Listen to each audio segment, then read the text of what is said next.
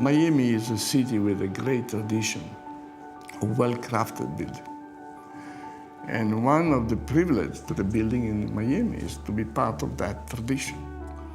But one thing is for sure, it's a very passionate project. The place is fantastic, the community is great, the job is great.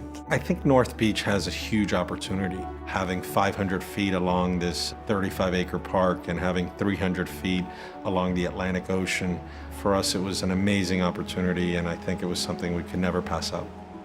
I was there a few months ago. I was sitting on the beach. When you sit on the beach, you're in the middle of nowhere.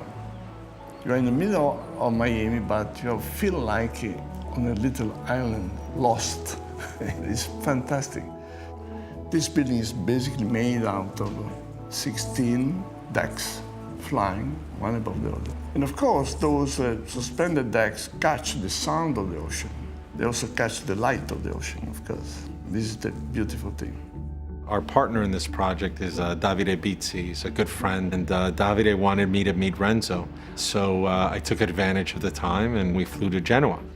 And I was able to meet Davide and Renzo. I have to thank Davide for the introduction because Renzo's someone, obviously a master in the world, someone that's done amazing structures, but is also very sensitive to the environment, to nature, and also to do something that was going to be appropriate, the right scale, the right density. You have both dimensions.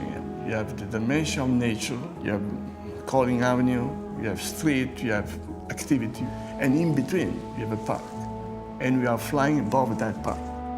We love bringing architects from all over the world to come to Miami. You know, our job is to give them kind of the roots.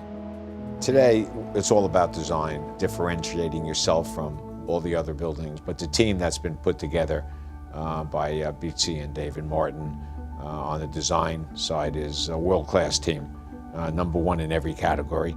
The project is a very beautiful project because it is a building surrounded by green. At the southern part there is a larger park. People walk in the garden, there's a path system. So it has a sort of orchard, pure nature potential as well. Westate and Renzo created this private park, which is around 1.5 acres to the north of the building. So in essence, you have a private park to the north and a public park to the south. So for me, how this forest from public to private and how it's connected through the lobby of the building is something very special that I think is unique in Miami.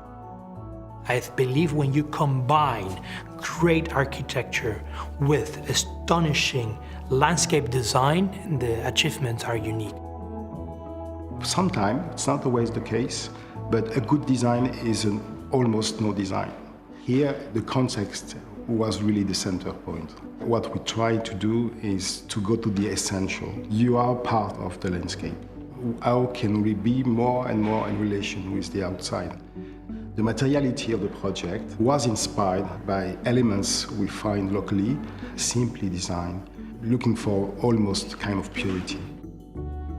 Craftsmanship is one of the essential qualities of architecture. Because, you know, the quality of architecture, of course, is about poetry, is about the beauty, but it's also about construction. A good building is also well done. So we want to go back to this old tradition to make building in a very detailed way. The language we want to use, the language of lightness, this sense of a lack of gravity in some way.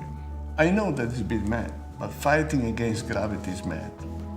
But it's quite interesting, because it gives you something that has a kind of a poetic presence. It's not arrogant, it's not possessive, it's not selfish. It's something that is more open. We tend to know what people want because we work with buyers all the time, and we're building a project where we know that is going to sell very well because we're building something that people want to live in.